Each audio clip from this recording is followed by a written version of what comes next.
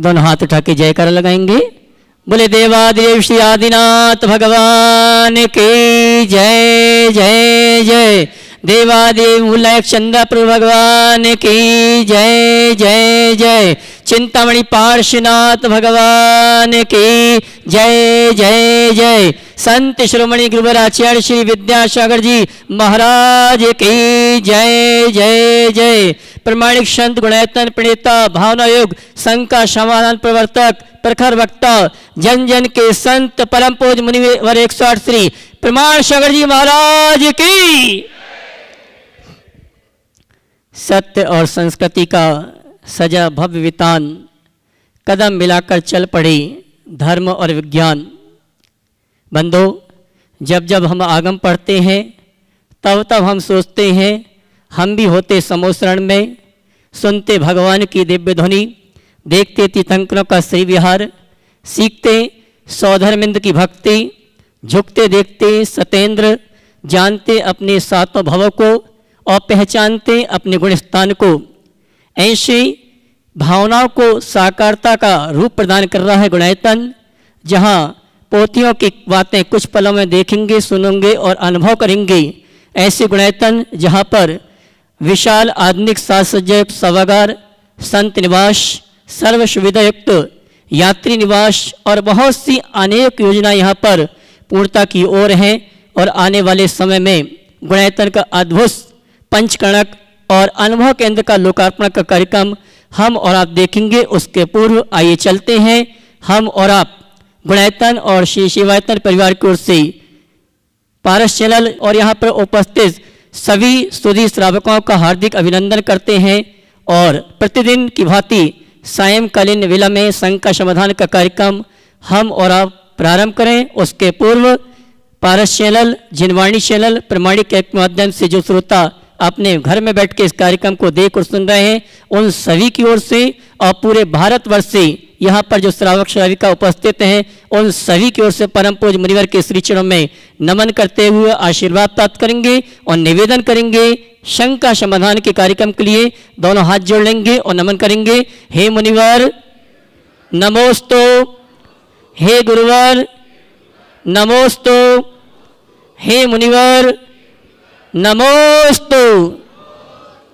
आइए गुरुवर के आशीर्वाद से हम और आप टीवी चैनल का बहुचर्चित विश्वविख्यात संघ का समाधान का कार्यक्रम प्रारंभ करें। उसके पूर्व मैं उन सुधी श्रावक परिवारों के नामों की घोषणा कर रहा हूं जिन्होंने आज गुणायतन से जुड़ने का सौभाग्य प्राप्त किया है। अगर यहाँ पर उपस्थित हैं तो अपने स्थान में खड़े होकर गुरुवर का आशीर्वाद प्राप्त करेंगे। निर्माण निधि के रूप में गुणायतन से जुड़ने का जिन्होंने अवसर प्राप्त किया है, श्रीमान सोहनलाल जी सुशीलम जी छावड़ा गुवाहाटी, अगर उपस्थित हैं अपने स्थान में खड़े होकर गुरुवंदना का सौभाग्य प्राप्त करेंगे और कैमरामैन हमारे इस परिवार को कवर करेंगे। और आइए मैं उन परिवारों को आमंत्रित करूंगा जिन्होंने आज गुणायतन से निर्माण शार्थी स्तंभ के रूप में जुड़ने का सौभाग्य प्राप्त किया। अगर उपस्थित हैं तो मंच पर आएंगे और परम पूज्य मुनिवर के श्री चरण नमन करते गुरुवंदना का सौभाग्य प्राप्त करेंगे और गुणायतन परिवार उनका सम्मान का कार्यक्रम संपन्न करेंगे।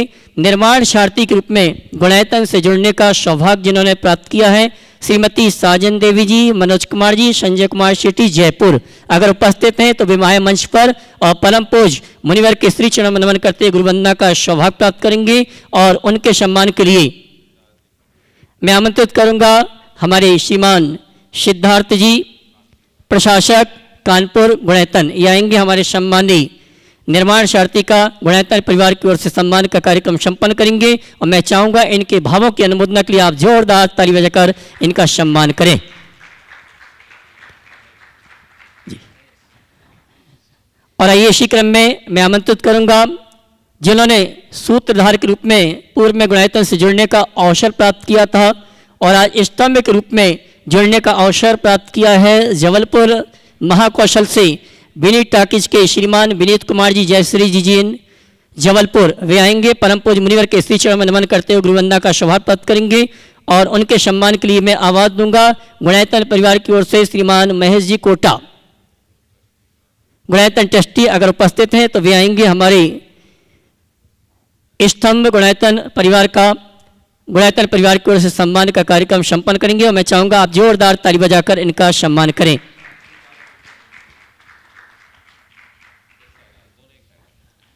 और जिन्होंने गुणायतन में स्वर्ण दान देकर अपने जीवन को स्वर्णिम प्रदान किया है, हमारे बीच उपस्थित हैं श्रीमती सुनंदा जी कोल्हापुर, हमारे बीच उपस्थित हैं। वे आए और परम पूज मुनिवर के श्री चरण नमन करते गुरुवंदना का सौभाग्य प्राप्त करेंगे। श्रीमती सुनंदा जी आ जाइए। और महिला सम्मान के लिए मैं आमंत्रित करूंगा श्रीमती पुष्पा जी जयपुर वे आएंगी और श्रीमती सुनंदा जी का गुणायतन परिवार की ओर से प्रतीक चिन्ह देकर सम्मान का कार्यक्रम संपन्न करेंगे। और आइए मैं उस व्यक्तित्व को आमंत्रित करता हूं जिसे संतों का गुरुवर का भरपूर आशीर्वाद है और इनकी जोड़ी पूरे भारतवर्ष में प्रसिद्ध थी। एक तो मोक्ष मार्ग में चले गए हमारे निर्मल जी और एक हमारे श्रीमान राजेंद्र कुमार जी जो भूतपूर्व विधायक हैं गोंदिया के, हमारे बीच उपस्थित है। मैं सम्मान सहित आमंत्रित करूंगा श्रीमान राजेंद्र जी को, वे आए परम पूज मुनिवर के श्री चरण नमन करते गुरुवंदना का सौभाग्य प्राप्त करेंगे। और उनके सम्मान के लिए मैं आमंत्रित करूंगा श्रीमान सिद्धार्थ जी प्रशासक गुणायतन, वे आएंगे हमारे सम्मानीय पूर्व विधायक जैन समाज के गौरव, जिनके एक साथी अभी 1 फरवरी को उनकी दीक्षा हुई, निर्मल जी। जोरदार ताली बजाकर उनका सम्मान करें।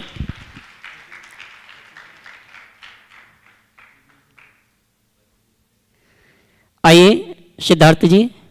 और बंधु आप सभी के लिए सूचना है, हमारा पुण्य हमारे करीब आया है और तीर्थराज शंबे शिखर में सिद्धों की आराधना के अंतर्गत सिद्ध चक्र महामंडल विधान करवाने का अवसर सौभाग्य हमने प्राप्त किया है। आगामी 27 फरवरी से 7 मार्च तक परम पूज मुनिवर के सानिध्य में मूल संस्कृत का निबद्ध मंडल बीजाक्षर मंडल रचनायुक्त सिद्धों की आराधना सिद्ध क्षेत्र में करने का सौभाग्य प्राप्त हो रहा है। और आप सभी के लिए सूचना है, इस अनुष्ठान में पूरे विधान में हमें परम पूज मुनिवर का सानिध्य प्राप्त होगा। वे सौभाग्यशाली परिवार हैं जिन्होंने मंडल पुण्याजक के रूप में इस अनुष्ठान में सम्मिलित होने का सौभाग्य प्राप्त किया। बंधु अगर आपके भाव बनते हैं कि जीवन में एक बार सिद्धों की आराधना तीर्थराज शंबे शिखर सिद्ध क्षेत्र में परम पूज मुनिवर के सानिध्य में करने का अवसर सौभाग्य प्राप्त करना चाहते हैं, एक मंडल के लिए राशि रखी गई मात्र 3,11,000 रुपये की, जिसमें परिवार के 8 से 10 सदस्यों को बैठने की पात्रता होगी। सामान्य इंद्रदानी के लिए 51,000 रुपये की राशि रखी गई है। जो भी मंडल पुण्याजक या सामान्य इंद्रदानी के रूप में इस अनुष्ठान में सम्मिलित होने का अवसर सौभाग्य प्राप्त करना चाहते हैं, पारस चैनल जनवाणी चैनल और प्रमाणिक ऐप में जो नंबर चल रहे हैं उन नंबरों में संपर्क करके आप अपने मंडल और सामान्य इंद्रदानी के पद को आरक्षित करा सकते हैं। और आइए चलते हैं सायंकालीन शंका समाधान का कार्यक्रम हम और आप प्रारंभ करें। उसके पूर्व ऑनलाइन शंकाओं के माध्यम से आज के कार्यक्रम का शुभारंभ करेंगे। अमीनगर सराय बागपत से कुमारी आंचल जैन आपके श्री चरणों में नमन करते हुए प्रश्न कर रही हैं। महाराज श्री, किसी ने सच ही कहा है कि इस दुनिया में मुफ्त में सिर्फ माँ बाप का प्यार ही मिलता है, इसके बाद हर रिश्ते के लिए कुछ ना कुछ चुकाना ही पड़ता है। तो महाराज श्री मेरी शंका यह है कि बहुत छोटा सा रिश्ता भी बड़ी कीमत क्यों मांगता है, समाधान कीजिए। बहुत अच्छा वाक्य है। हर रिश्ते कीमत चुकाने के बाद मिलते हैं, माँ बाप का प्यार मुफ्त में मिलता है। पूछा है छोटा सा रिश्ता भी बड़े कीमत क्यों मांगता है। मैं तो ये कहता हूँ इस वाक्य में थोड़ा संशोधन अपेक्षित है। माँ बाप का रिश्ता मुफ्त में मिलता है ऐसा हम कहते हैं, पर सच्चे अर्थों में देखा जाए जिस दिन हम माँ बाप के रिश्ते का मूल्य समझ लेंगे उस दिन हमारा जीवन अमूल्य हो जाएगा। हमें उनकी इस देन को सदैव याद रखना चाहिए। हमारे शास्त्रों में कहा गया है, 3 जनों का ऋण कभी चुका नहीं सकते। तिन्नम उयारम दुपड़ियारम, माता पिता, भर्ता और गुरु। माँ बाप जन्म देते हैं, भर्ता यानी जीव का दाता जीवन निर्वाह के साधन देते हैं, और गुरु जीवन का निर्माण करते हैं। इनका ऋण है, ये मुफ्त में मिला हुआ नहीं है। उस ऋण का स्मरण करो।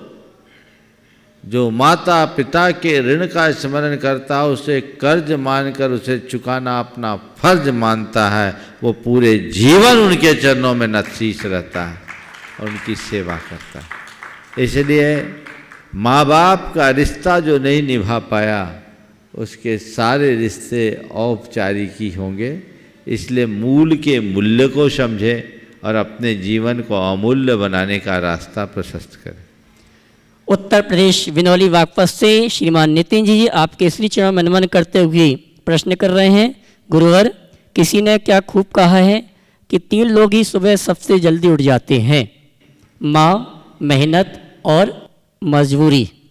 तो महाराज श्री 3 लोग सुबह जल्दी उठ जाते हैं, माँ, मेहनत और मजबूरी। तो महाराज श्री मेरी शंका यह है कि मजबूरी में जल्दी उठने वाले ऐसा क्या करें कि हमेशा माँ और मेहनत की तरह उठें। 3 लोग जल्दी उठ जाते हैं, माँ, मेहनत और मजबूरी। हम ऐसा क्या करें कि मजबूरी में ना उठकर माँ और मेहनत की तरह उठें। मैं तो ये कहता हूँ, माँ के संस्कारों को सदैव याद रखो और मेहनत करने की ठान करके चलो, तो जीवन में कभी मजबूरी आएगी ही नहीं। और यदि कोई मजबूरी आएगी भी तो उसे ऐसी मंजूरी मिलेगी कि वो भी सहजग्राह्य हो जाएगी। गोपालगंज सागर मध्य प्रदेश से राजजैन आरआई आपके श्री चरणों में नमन करते हुए प्रश्न कर रहे हैं। गुरुवर, ऐसी धारणा है कि ईश्वर, भाग्य और प्रकृति हमेशा निष्पक्ष होती है, वह किसी को सुख या दुख देना नहीं चाहती। अलौकिक जीवन में मनुष्य की ऐसी धारणा है कि भाग्य कुछ कहता है और ईश्वर कुछ करते हैं, कुछ सोचते हैं कि हालातों ने ऐसा कर दिया। गुरुवर, हम खुद से कैसे पूछें कि हमारे सुख और दुख का जिम्मेदार आखिर है कौन? ईश्वर, भाग्य और तीसरा क्या बोला? प्रकृति। ये निष्पक्ष होती है। आपने पूछा है कि हम ऐसा क्या करें कि हमें यह कहना न पड़े कि भाग्य ने ऐसा कर दिया, प्रकृति ने ऐसा कर दिया या ईश्वर ने ऐसा कर दिया।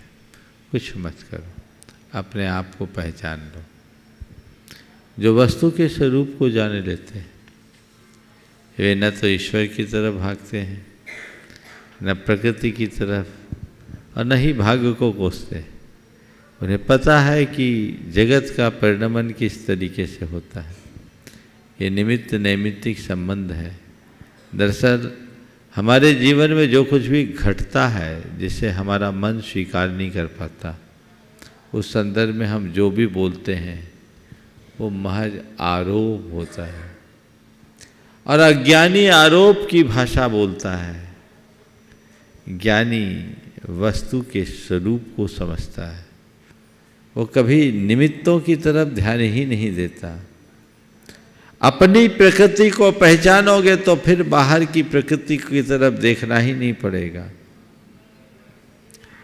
अपने भीतर के ईश्वर को पहचानोगे तो किसी ईश्वर पर दोषारोपण ही नहीं करोगे और खुद के अपना भाग्य विधाता मान लोगे तो फिर भाग्य की बात करने की बात ही नहीं होगी। तो वस्तु स्वरूप को पहचाने, तभी हम जीवन को आगे बढ़ा सकेंगे। कोटा राजस्थान से नीता जैन बहुत ही अच्छा प्रश्न कर रही हैं। गुरुवर, आपके श्री चरण में नमन करते हुए प्रश्न कर रही हूँ कि मैं भावना 1 की माला फेर रही हूँ, 3 माला रोज फेरती हूँ। 1 माला में स्वस्थ हूँ, ये माला फेरती हूँ। दूसरे मुझे संवेद से खड़ जाना है और तीसरी मेरी दुकान अच्छी चले। यह तीनों माला मेरा फेरना उचित है या नहीं? भाई फेर रही है, जिसको जो चाहिए वही तो फेरेंगे। मैं भावना भाता हूँ कि आपको तीनों भावनाएं पूरी हो जाए। चलो, और आइए चलते हैं, संघ का समाधान के कार्यक्रम को गति प्रदान करेंगे और यहाँ पर जो उपस्थित श्रावक श्राविकाएं हैं उनकी शंकाओं के माध्यम से हम और आप संघ का समाधान के कार्यक्रम को प्रारंभ करेंगे। और प्रथम संघ का लेकर आ रहे हैं हमारे इंदौर से, गुमास्ता नगर से श्रीमान टी.के. जैन साहब, और उसके बाद तैयार रहेंगे सूत्रधार गुणायतन श्रीमान पी.सी. जैन साहब।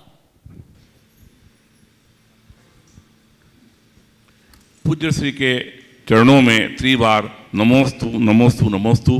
महाराज से मेरा प्रश्न धार्मिक नहीं है, सामाजिक व्यवस्था के संबंध में है और मैं क्षमा के साथ आपको सामने प्रश्न रख रहा हूँ।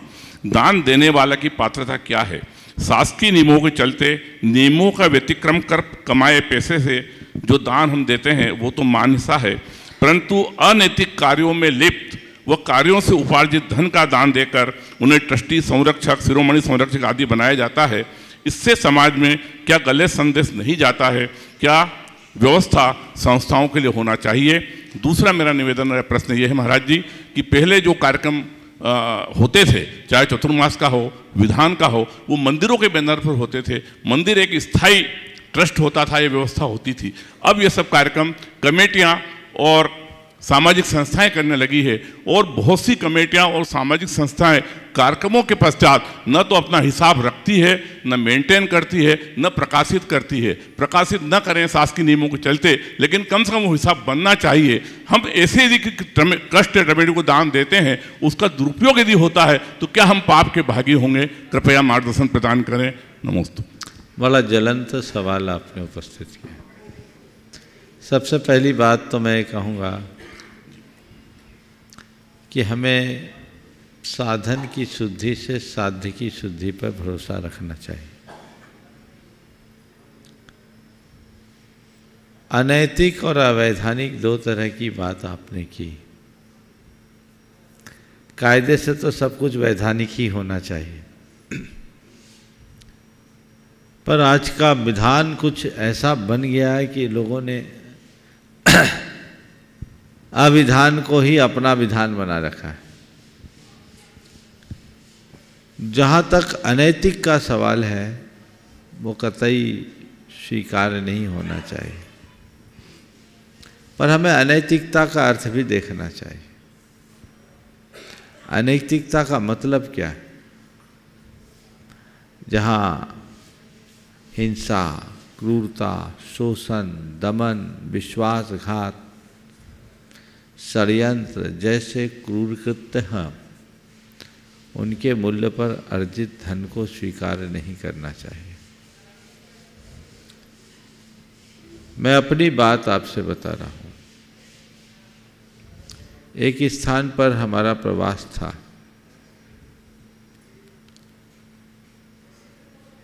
पंच कल्याण की बोलियां थी। सौधर्मेंद्र की बोली खुली। बोली में जैसे ही नाम खुला, खुसर पुसर चालू हो गई।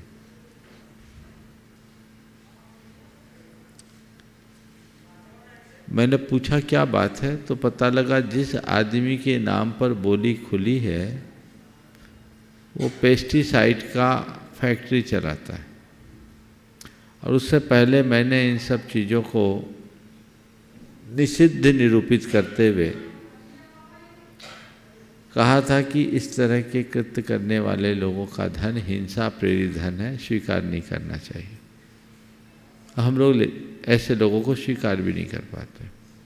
लेकिन बोली खुल गई, खुसर पुसर हो गई, मामला मुझे बड़ा गंभीर दिखा। मैंने धीरे से उसे बुलाया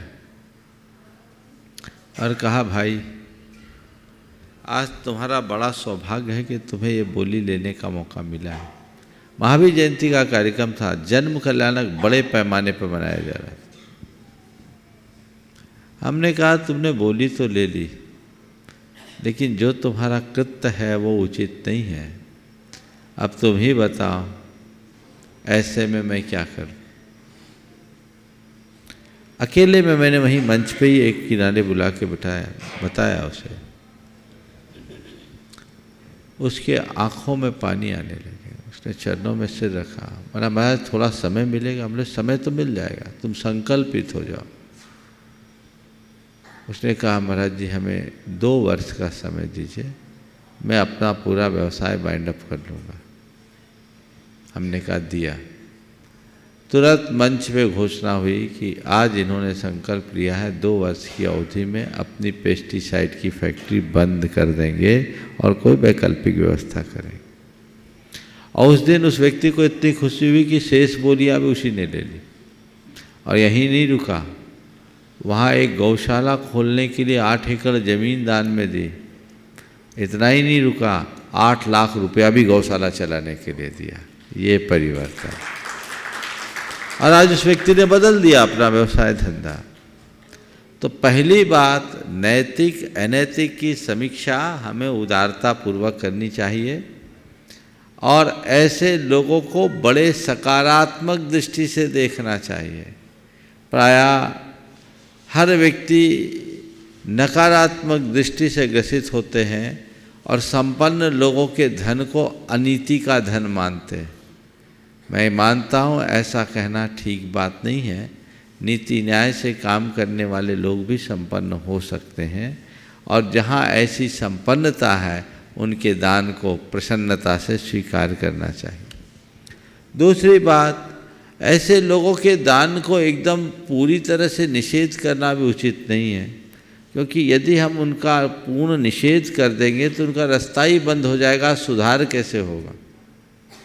तो उन्हें प्यार से, दुलार से सुधारने का रास्ता बताना चाहिए।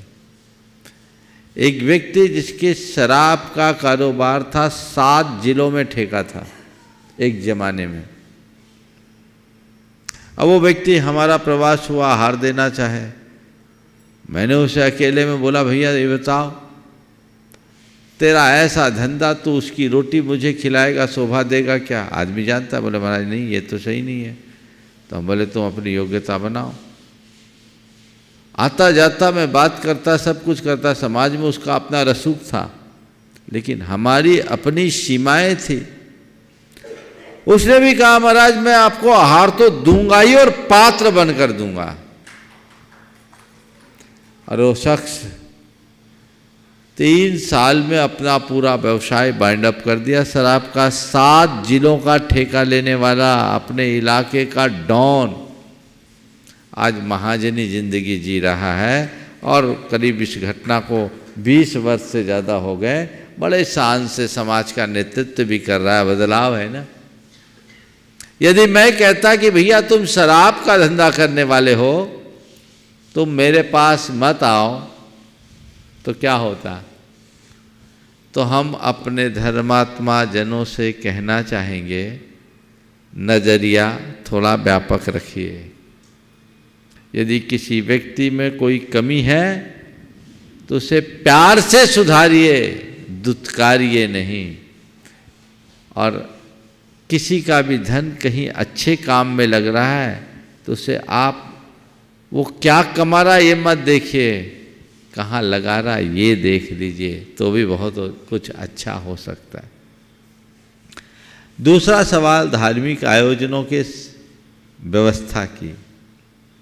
पहले मंदिर कमेटियों के द्वारा व्यवस्था होती थी।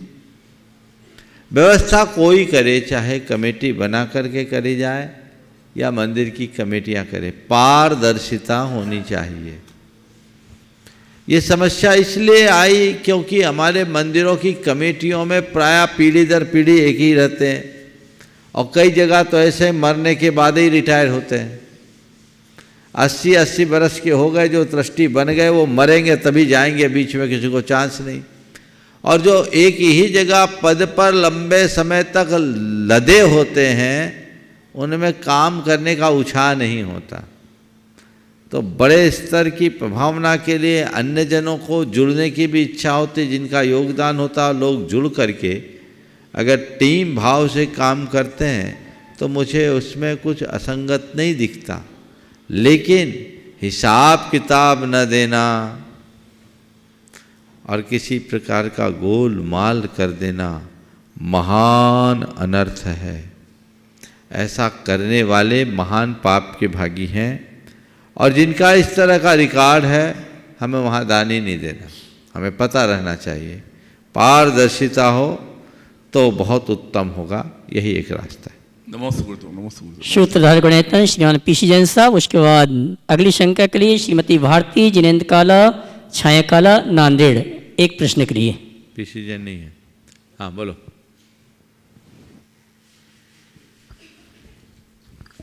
नमोस्तु गुरुजी, गुरुदेव नमोस्तु नमोस्तु। गुरुदेव मेरी जिज्ञासा है कि सुत केवली और अपने गणधर स्वामी संपूर्ण आगम के ज्ञाता दोनों होते हैं, तो इन दोनों में अपन अंतर क्या मानेंगे? देखिए, गणधर और श्रुत केवली में मौलिक अंतर है। गणधर द्वादशांग के रचयिता होते हैं और श्रुत केवली उनके ज्ञाता होते हैं। तो अगर हम इसे दूसरे अर्थ में कहें तो गणधर यानी लेखक और श्रुत केवली यानी पाठक, ऐसा कह सकते हैं। ज्ञान दोनों का बराबर है, लेकिन ग्रंथ की रचना किसने की? अरहंत भासरी अत्थम गणहर देवे ही ग्रंथ यम सम्मम। तीर्थंकर ने की धुनि गणधर ने सुनी, ज्ञान रची पुनि अंगमयी। ये किसने रखी? तीर्थंकर की वाणी को गूंथने वाले गणधर हैं और जानने वाले श्रुत केवली। नमोस्तु। श्रीमती भारती जिनेन्द्र कला छाया कला नांदेड़, एक प्रश्न के लिए, उसके बाद सम्मान सहित आवाज़ दूंगा। भूतपूर्व विधायक श्रीमान राजन जी पांड्या गोंदिया।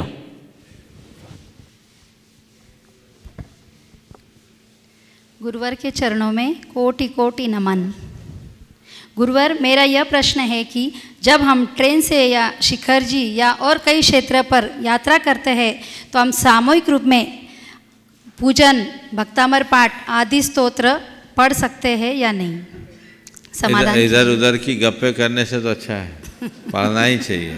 भगवान का नाम लेते चलोगे तो यात्रा सुरक्षित होगी, कदाचित कुछ होगा भी तो सदगति में जाओगे। नमोस्तु गुरुवर, नमोस्तु। भूतपूर्व विधायक श्रीमान राजन जी गोंदिया, उसके बाद आवाज़ दूंगा प्राची जैन जबलपुर। गुरुदेव के चरणों में बारंबार नमोस्तु। इस भारतवर्ष में आपकी प्रेरणा और आप जिस दिशा निर्देश पर लोगों को आकर्षित करते हैं, निश्चित रूप से गुरु कृपा होती है तो कोई हरा नहीं पाता है। मुसीबत कितनी भी बड़ी हो तो कोई डरा नहीं पाता। ऐसे गुरुओं के चरणों में बारंबार नमोस्तु करते हुए एक प्रश्न पूछना चाहता हूँ कि जैन धर्म से जुड़ा हुआ व्यक्ति यदि राजनीति करता है तो कुछ गलत है क्या? जैन धर्म से जुड़ा हुआ व्यक्ति यदि राजनीति करता है तो कुछ गलत है क्या? और राजनीति का धर्म के साथ कुछ महत्व जुड़ा हुआ है क्या? पहले तो मैं चाहूँगा एक बार जोरदार करतल ध्वनि से राजेंद्र भाई का सभी लोग अभिनंदन कर दें। ये हमारे समाज के एक अच्छी शख्सियतों में गिने जाने लायक लोग हैं, व्यक्ति हैं, और गुणायतन के इस संरचना में जिनकी सबसे ज़्यादा प्रेरणा रही, ऐसे बाबूलाल जी पहाड़े के साले साहब है ना, एक लंबे अंतराल के बाद आज यहाँ आए हैं, 2 बार विधायक रह चुके हैं। मैं आशीर्वाद भी देता हूँ और भावना भाता हूँ कि ऐसे ही राजनीतिक क्षेत्र में अग्रसर होते रहे। आपने पूछा है जैन धर्म के व्यक्ति को राजनीति के क्षेत्र में आगे आना चाहिए या नहीं। जब देश की व्यवस्था पूरी राजनीति से चलती है तो राजनीति के क्षेत्र में अगर जैन नहीं होंगे तो जैनों का हाल कैसे होगा। जैन समाज और जैन धर्म को जीवंत बनाए रखना चाहते हैं तो जैन प्रतिभाओं को राजनीति के क्षेत्र में आगे आना ही चाहिए। और जैनों को चाहिए कि ऐसे लोग जिनकी राजनीतिक प्रतिभा और क्षमता है उन्हें प्रोत्साहित करें, उन्हें आगे बढ़ाएं, जिससे हम जैन धर्म के सर्वतोमुखी विकास में उनका योगदान ले सकें। और जो राजनीति के क्षेत्र में हैं उनसे मैं ये कहूँगा कि राजनीति में आगे बढ़े, पर ये मान करके चले कि मेरा क्या कर्तव्य है, मुझे धर्म भाव को कभी गौण नहीं करना है। धर्म के क्षेत्र में राजनीति कभी नहीं आनी चाहिए, पर राजनीति से जुड़े व्यक्ति को धर्मी जरूर होना चाहिए। धर्म के क्षेत्र में राजनीति आने से बड़ा गड़बड़ होता है। मैं एक वाक्य में इसकी समीक्षा करता हूँ कि राजनीति में धर्म जुड़ने से रामायण की रचना होती है। राजनीति में धर्म जुड़ने से रामायण की रचना होती है और धर्म में राजनीति के प्रवेश करने से महाभारत मच जाता है। देश को रामायण की ज़रूरत है, महाभारत की नहीं। हम उसी दिशा में आगे बढ़ेंगे, ऐसी आशा। कुमारी प्राची जैन जबलपुर, उसके बाद तैयारेंगी श्रीमती सुनंदा जी कोल्हापुर। मुनिवर के चरणों में त्रिबार नमोस्तु नमोस्तु नमोस्तु। मुनिश्री, मैंने एक पंक्ति पढ़ी थी, नज़र को बदलो तो नज़ारे बदल जाते हैं, सोच को बदलो तो सितारे बदल जाते हैं, कश्तियाँ बदलने की ज़रूरत नहीं, दिशाओं को बदलो तो किनारे खुद ब खुद बदल जाते हैं। तो गुरुदेव, हम अपनी दृष्टि कैसे बदलें कि वह दृष्टि सम्यक हो जाए और पावन हो जाए, और हम अपनी दिशा को कैसे बदलें कि हमारा जीवन प्रतिपल प्रति क्षण पवित्र बन जाए। नमोस्तु। दिशा और दृष्टि को बदलने के भाव आपने व्यक्त किए। सबसे पहले हमें अपना लक्ष्य निर्धारित करने की आवश्यकता है। हमारा लक्ष्य क्या है और हम जिस दिशा में चल रहे हैं वो लक्ष्योन्मुखी है कि नहीं। जब तक हमारा लक्ष्य ही नहीं बनेगा, हम दिशा निश्चित नहीं करेंगे, दिशा निश्चित नहीं करेंगे तो हमारी दृष्टि कैसे बदलेगी। हर मनुष्य को चाहिए कि मेरा लक्ष्य क्या है, और जो हमारे जीवन का मूलभूत लक्ष्य है उस लक्ष्य को सामने रखते हुए आगे बढ़ें, दृष्टि सुनिश्चित तौर पर अच्छी हो। नमोस्तु महाराज। श्रीमती सुनंदा जी कोल्हापुर, उसके बाद तैयारेंगी बहन ताशु जी पिंडरई।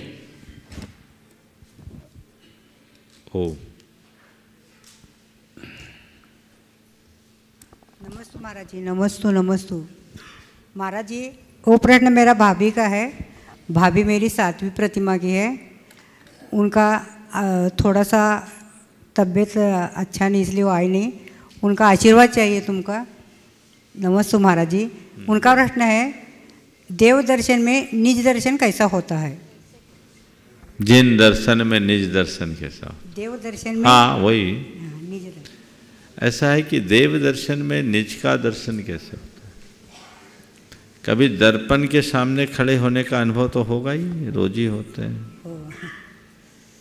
जब हम दर्पण में खड़े होते हैं तो उससे प्रतिबिंब दिखता है, उस प्रतिबिंब को हम अपना प्रतिबिंब मानते हैं, देखते हैं। बस ऐसे ही सामने विराजमान भगवान को दर्पण की तरह देखो और उनमें जो दिख रहा है उसे अपनी छवि मान लो, तो देव दर्शन में निज दर्शन होने लगे। समझ गए? जय बोलो प्रमाण सागर मुनि महाराज। ब्रह्मचारी ताशु बहन पिंडरई, उसके बाद तैयार रहेंगे ब्रह्मचारी विनोद भैया जी आधार ताल जबलपुर। गुरुदेव, आपके चरणों में त्रियोग से त्रिवार नमोस्तु नमोस्तु नमोस्तु। महर्षि, चिंतन करूं चैतन्य का में, जग सभी निस्सार है, इंद्रिय सुख आभास है, निज आत्म सुख ही सार है। तो गुरुदेव, इन पंक्तियों में जैसा लिखा हुआ है कि हम इतने पवित्र पावन तीर्थ क्षेत्र की जैसे वंदना करने जाते हैं, तो ऐसी पावन आत्मा जो 14वें गुण स्थान तक चली गई है, ऐसे भगवान को हम नमोस्तु भी कैसे करें? वो भाव, वो विशुद्धि होती कैसे है? उन पावन टोक के दर्शन किए किस विधि से जाते हैं जिससे हम सच्चे सम्यक दृष्टि जीव बन सकें, और इन पंक्तियों का यथार्थ सिद्धांत कैसे करें? देखिए, बहुत सारे लोग यहाँ ऐसे हैं जिन्हें कल वंदना करनी होगी, अक्सर करते ही हैं या जो आने वाले दिनों में करेंगे। मैं कुछ बातें बताना चाहता हूँ। बहुत भावना से लोग सम्मेद शिखर आते हैं और बहुत मेहनत से पर्वत पर चढ़ते हैं, लेकिन जैसी भावना और जितनी मेहनत से हम आते हैं उतना अर्जित करे ये कोई ज़रूरी नहीं। मैं एक रास्ता बताता हूँ जो आपकी मेहनत को सार्थक बनाए और भावना को साकार करे। सबसे पहले कि सम्मेद शिखर जब आओ और वंदना करने के लिए आगे बढ़ो तो अपने मन में अपूर्व उत्साह जगाओ कि इस धरती के सबसे भाग्यशाली लोगों में मैं हूँ जिन्हें इस महान तीर्थ की वंदना का सौभाग्य मिल रहा है। उस शाश्वत भूमि की वंदना के लिए मैं जा रहा हूँ जिसका कण कण पावन है, जिसकी वंदना मात्र से नरक और पशु गति से छुटकारा मिल जाता है। करोड़ों उपवास का फल जिससे प्राप्त होता है, ये भाव अंदर होना चाहिए। जो हमने शास्त्रों में पढ़ा और गुरुओं के मुख से सुना है, उसको अंदर से साकार जैसा महसूस करना चाहिए। ये साकार होता सा लगे तो जीवन में एक अलग आनंद की अनुभूति होगी। तो पहली बात तो ये। फिर जब चढ़ना शुरू करे, मन में एक संकल्प ले कि पूरे रास्ते हम कहीं बैठेंगे नहीं, अपनी चाल से चलेंगे। जहाँ मेरी सांस अनियमित होगी, वहाँ खड़े खड़े डंडे के सहारे अपने सांस की गति को सामान्य बनाएंगे। ये एक प्रयास करें, ठीक है। तीसरी बात, मन ही मन ओम ह्रीम नमः ओम ह्रीम नमः की माला जपो। उच्चारण नहीं करना और मुंह से श्वास नहीं लेना, नाक से सांस लेना। आप कब चढ़ जाओगे आपको पता ही नहीं लगेगा। ऊपर चढ़ो, जब टोंकों पर पहुंचो तो अपने मन में एक भाव जगाओ कि पुण्य के योग से मैं सिद्ध भूमि में आया, शाश्वत सिद्ध भूमि, जहाँ सहज सिद्धि की प्राप्ति होती। हे प्रभु, मेरी ऐसी पात्रता बढ़े कि कल मैं आपकी तरह सिद्ध लोक में भी अपना स्थान बना पाऊँ। पुण्य ने आपके चरणों में लाकर यहाँ खड़ा किया। हे प्रभु, मेरे दुखों का क्षय हो, मेरे कर्मों का क्षय हो, मुझे बोधि की प्राप्ति हो, मुझे सुगति हो, मेरा समाधि मरण हो और आप जैसे गुणों की प्राप्ति हो। उन चरणों में हाथ रखो और आंखें बंद करके कुछ पल के लिए महसूस करो कि यहीं से प्रभु ने निर्वाण को प्राप्त किया।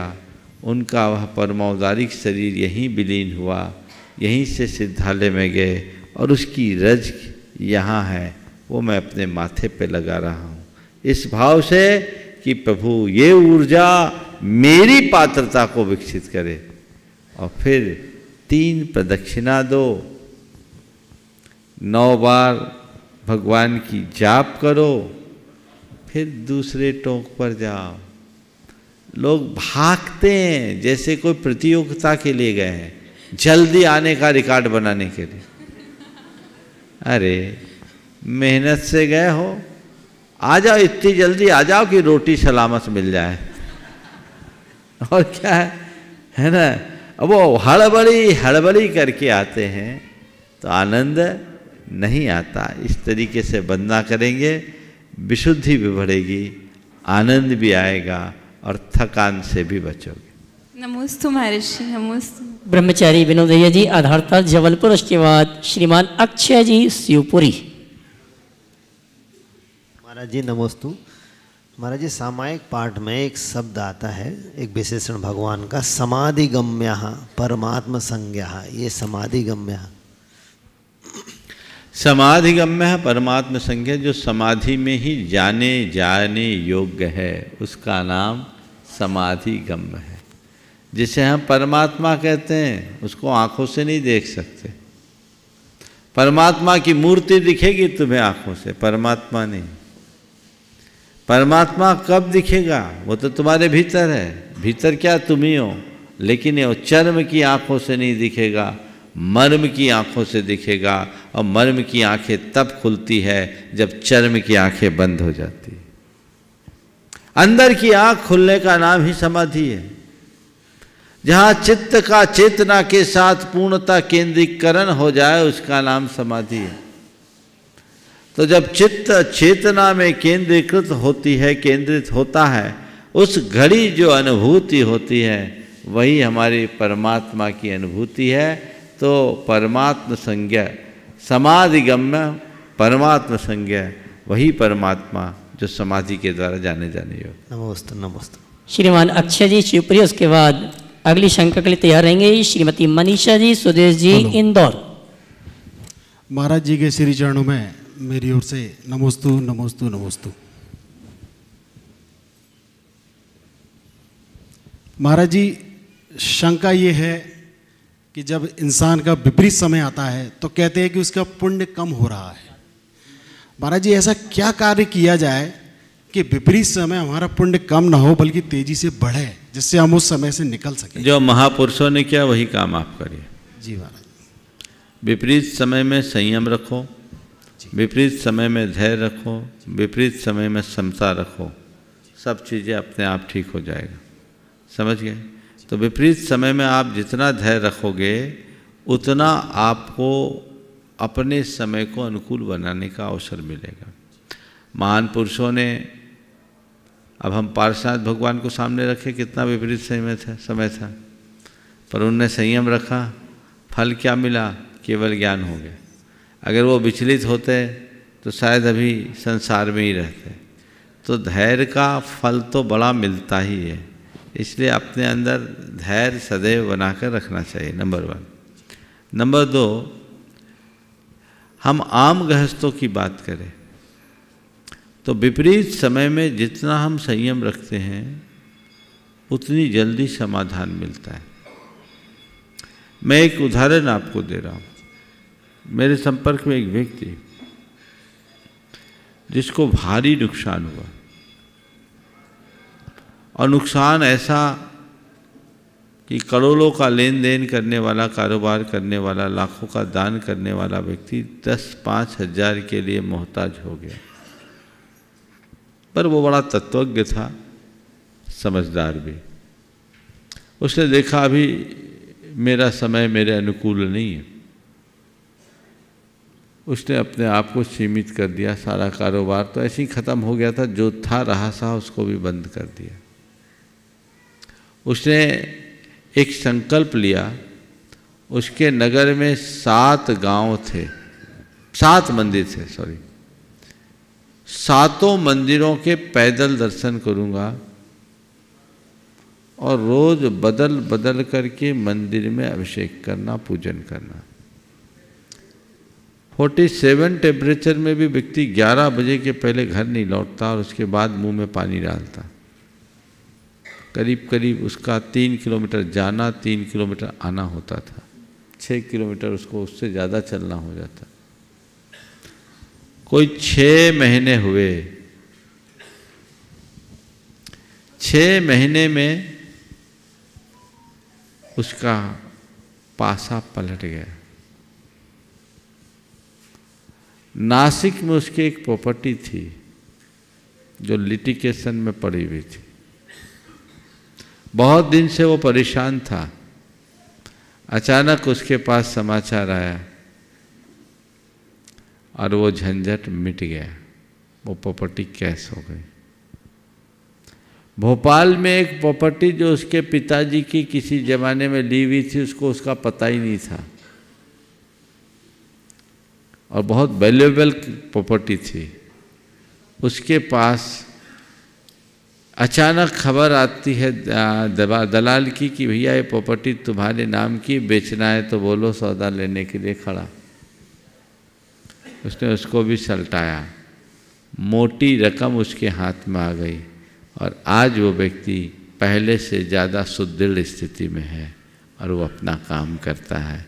ये है पाप को पुण्य में परिवर्तित करने की कला। इतना धैर्य रखो।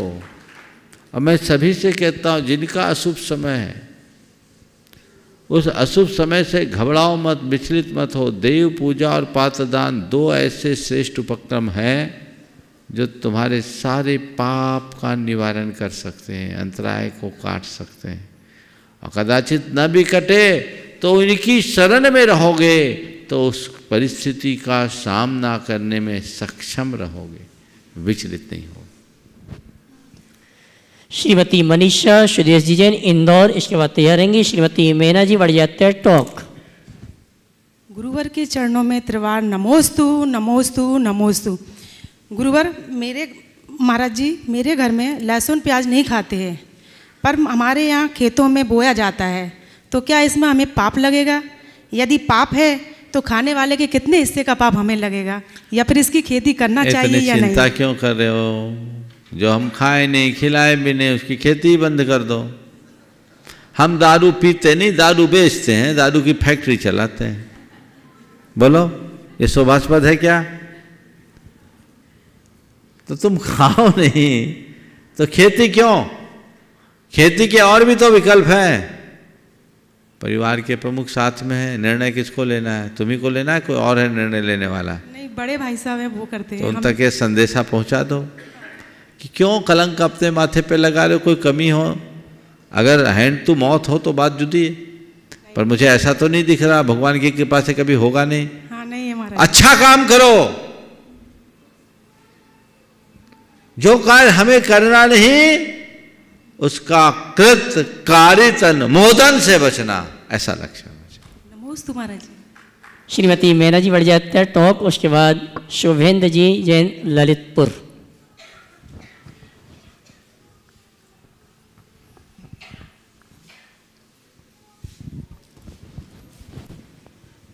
गुरुवर के चरणों में मेरा बारंबार नमोस्तु गुरुवर, नमोस्तु गुरुवर, नमोस्तु गुरुवर। गुरुवर मेरी एक शंका है कि जैसे मोबाइल के ऊपर नमोकार की ध्वनि की ट्यून आती है, कभी पूजन आरती की ट्यून आती है, तो हम ये ट्यून लगाए, ये उचित है या अनुचित है? अगर ये नहीं लगाएं तो फिल्मी गाने की ट्यून लगाएंगे तो वो जैसे मंदिर वगैरह में बजती है तो अच्छा नहीं लगता है। तो गुरुवर हम इसके लिए कौन सी ट्यून लगाना उचित समझे? रिंग टोन में पूछ रहे हैं ना? हाँ जी। नमोकार लगाना बुरा नहीं है, इससे आपके जैन होने का प्रमाण मिलता है, लेकिन नमोकार का गला मत घोटना। तो कभी भी हो उसे रिंग टोन मत मानो, उसे मंत्र मानो। अब नमोकार घंटी बजी, नमो अरि, आपने वहीं उठा लिया, नहीं आए तो थोड़ा 30 सेकेंड 20 सेकेंड लगता है, पूरा देखो किसका नंबर आया, एक बार नमोकार सुन लो, और नमोकार सुन करके फ़ोन उठाओगे तो जो भी मैसेज आएगा मान के चलो अच्छा ही आएगा, क्योंकि नमोकार सुना है। कदाचित इतना तुम्हारे वश का नहीं है तो कम से कम नमो अरिहंतानम तो हो जाने दो, अरि का गला तो मत घोटो। ये सावधानी रखनी चाहिए तो इसका लाभ है। नमस्ते गुरुवर। श्रीमान शुभेंद्र जी जैन ललितपुर, उसके बाद तैयारेंगी कुमारी पलक जैन जबलपुर। नमोस्तु महाराज श्री, मेरा और मेरे सपरिवार की ओर से आपके चरणों में त्रिवार नमोस्तु। महाराज श्री मेरा प्रश्न है, आज 14 फरवरी है और विदेशी संस्कृति में इसे वैलेंटाइन डे के रूप में मनाया जाता है, तो इसको हम अपनी संस्कृति में कैसे मनाएं, और उसको मनाना चाहिए कि नहीं मनाना चाहिए, और मनाना चाहिए तो किस रूप में मनाना चाहिए? अरे भैया, हमारी संस्कृति में तो पूरा जीवन ही प्रेम के रस से भरने का है। आज के दिन को क्यों मनाएं? ये तो पश्चिम का अंधानुकरण है। हमें अपनी भारतीय परंपरा के अनुसार देखना चाहिए और जो हमारी व्यवस्था उसके अनुरूप चलना चाहिए। हमारे बीच में अशोक जी काला बहरमपुर से उपस्थित गुणायतन ट्रस्टी में सम्मान से आमंत्रित करूंगा। वे आएंगे, परम पूज्य मुनिवर के श्री चरण में नमन करते हुए गुरु वंदना का सौभाग्य प्राप्त करेंगे और उनके सम्मान के लिए मैं आमंत्रित करूंगा हमारे गुणायतन के प्रशासक महोदय श्रीमान सिद्धार्थ जी कानपुर। वे आएंगे और अगले प्रश्न के तैयार रहे कुमारी पलक जैन जबलपुर। प्रश्न करिए। हे गुरुवर नमोस्तु। मेरी शंका यह है कि हम अपने जीवन में हम अपने जीवन में इतनी परम एकाग्रता कैसे लाएं? जैसे कि 3 लोक के नाथ पारसनाथ भगवान जी के ऊपर जब उपसर्ग आया था तो उन्होंने कैसे सहन कर लिया? उनकी एकाग्रता कैसे बनी? उनका भी तो शरीर था।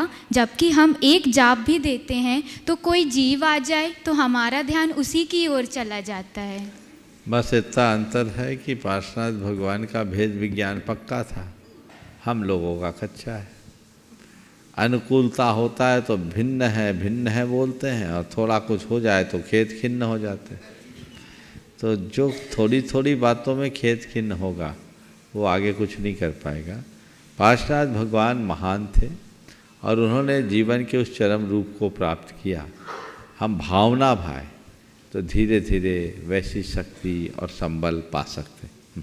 बहरमपुर से गुणायतन ट्रस्टी श्रीमान अशोक जी काला सपरिवार उपस्थित है। मैं चाहूँगा वे आएँ, गुरु वंदना का सौभाग्य प्राप्त करें और उनके सम्मान के लिए गुणायतन परिवार की ओर से प्रशासक महोदय श्रीमान सिद्धार्थ जी को आवाज़ दूंगा। वे आएँ और अशोक जी काला उनका गुणायतन परिवार की ओर से सम्मान का कार्यक्रम संपन्न करें। मैं चाहूँगा इनके सम्मान में जोरदार ताली बजाकर इनका सम्मान करें।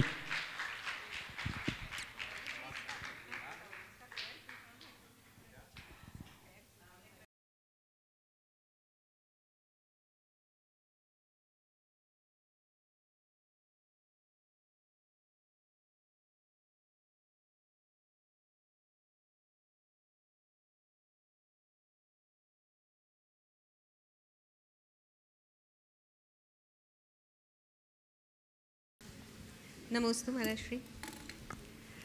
महाराज श्री, मेरा ये सवाल है कि हम अपनी समझ से तो हम अच्छी ज़िंदगी जीते हैं, किसी का दिल नहीं दुखाते, जहाँ पाप से बचते हैं, लेकिन हम कैसे समझें कि हम अपने पुराने पुण्य को ही यूज़ कर रहे हैं और नया हमारे पुण्य उतना हो रहा है या नहीं हो रहा है?